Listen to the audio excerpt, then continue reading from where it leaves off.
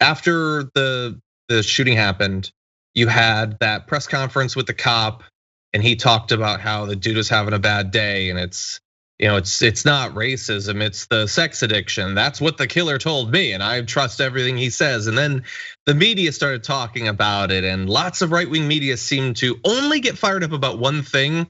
How dare you leap to the conclusion that race had anything to do with this guy driving past tons of other places specifically to kill Asian American women.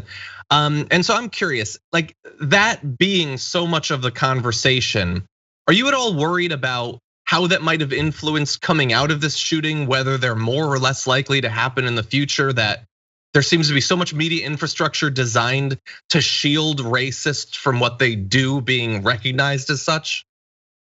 There are a couple things I want to address here. One is when the news was reporting on it, the first thing that I thought about beyond, that question that I had to answer the reporter is at least they're talking about it, which is like so sad because we're just like fighting for scraps. We're fighting to exist. Like, thank you for covering the story of our pain. That's the first thing. The second thing is, as somebody who has lived as a woman and Asian my entire life, I can tell you that there's absolutely no question that this was racially motivated. He said that he had a sex addiction.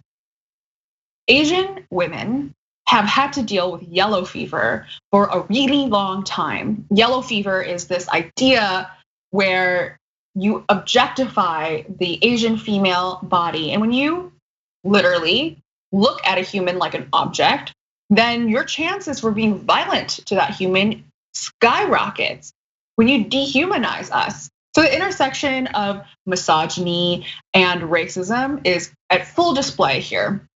And how the police reacted to that is also a display of a complete lack of understanding of what it means to live in this body, to be yellow, to be a woman. It was so fascinating to see those T-shirts that were exposed by folks. That police officer, for folks who don't know, I think it was the police officer who spoke at the press conference, who had these T-shirts that said China virus on them. I mean, what an end-to-end full service spectrum of how a president can say something that's racist, and then that is then okayed by the state that is trying to protect us, whose mission is protect us. So when we see our leaders talk about this, and when we see people who are supposed to protect us talk about this, where do we go?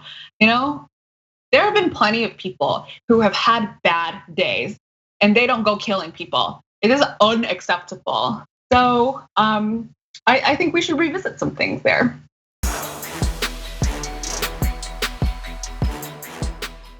For more political news breakdowns, interviews, stories of activism, and me trying my hardest to care about the occasional big celebrity news story, subscribe to our YouTube channel at youtube.com/The Damage Report. And you can ring the bell wherever it is so you don't miss anything.